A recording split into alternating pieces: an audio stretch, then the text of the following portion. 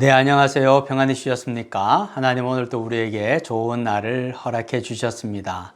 벌써 금요일이군요. 오늘 하루 우리 주변에 있는 사람들을 좀 돌아보고 함께 식사할 수 있는 분이 있다면 안전한 방법으로 같이 식사도 좀 하고 대화도 나누고 그래서 그 안에서 대화하는 가운데 알게 모르게 그리스도의 사랑이 또 그분들에게 전달되어질 수 있는 그런 하루가 되기를 축복합니다. 오늘은 창세기 23장 16절에서 18절까지의 말씀입니다. 아브라함이 에브론의 말을 따라 에브론이 헷 족속이 듣는 데서 말한 대로 상인이 통용하는 은 400세겔을 달아 에브론에게 주었더니 마므레 앞 막벨라에 있는 에브론의 밭 곧 그 밭과 거기에 속한 굴과 그 밭과 그 주위에 둘린 모든 나무가 성문에 들어온 모든 헷 족속이 보는 데서 아브라함의 소유로 확정된지라. 아멘. 아브라함의 사랑하는 아내 사라가 127세를 일기로 하여서 하나님의 부르심을 받게 됩니다. 아브라함으로서는 아내를 먼저 보내고 너무나도 큰 슬픔에 빠져 있었습니다. 그런데 문제가 생겼습니다. 그것은 사라를 장례를 치러야 되는데 묻을 땅이 없는 겁니다. 아브라함은 이방인이었기 때문에 어떤 땅도 소유하지 못하고 있었던 거죠.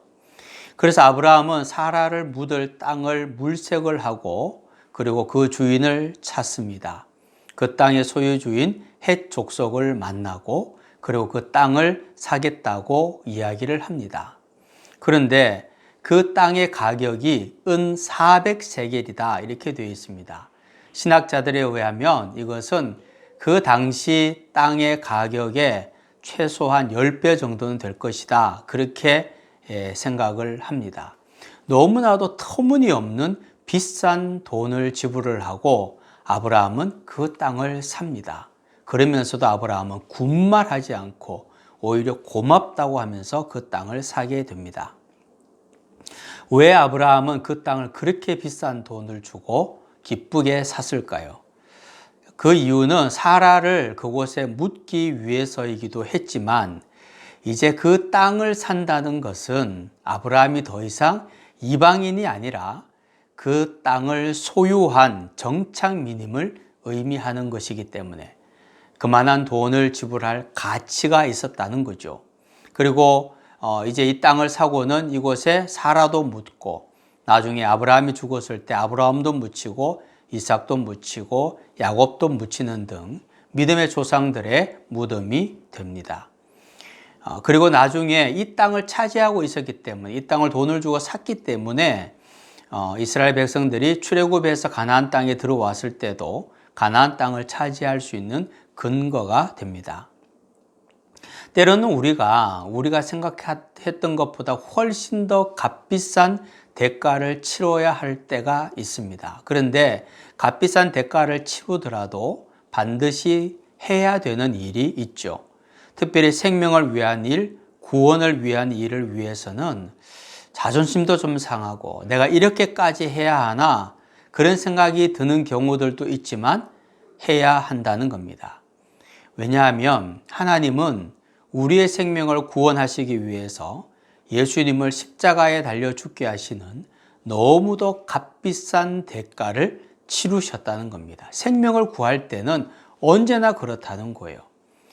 우리를 너무나도 사랑하시기 때문에 우리를 구원하시기 위해서 너무도 값비싼 대가를 치르셨는데 우리도 어떤 생명을 구하는 일, 구원을 위한 일에 대해서는 값비싼 대가를 우리는 치를 수밖에 없습니다. 그러나 생명을 위해서 대가를 지불하는 것이야말로 가장 가치 있는 일이라는 사실을 우리가 꼭 기억해야 합니다. 아브라함처럼 값비싼 대가를 치르더라도 그것이 가치 있는 일이라면 하나님 나라를 이루어 나가는 일이라면 오늘도 기꺼이 그 일을 기쁨으로 감당할 수 있기를 축복합니다.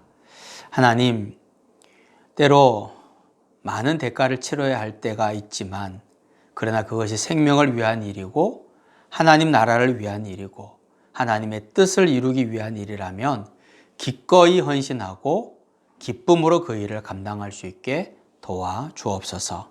예수님의 이름으로 기도하옵나이다. 아멘.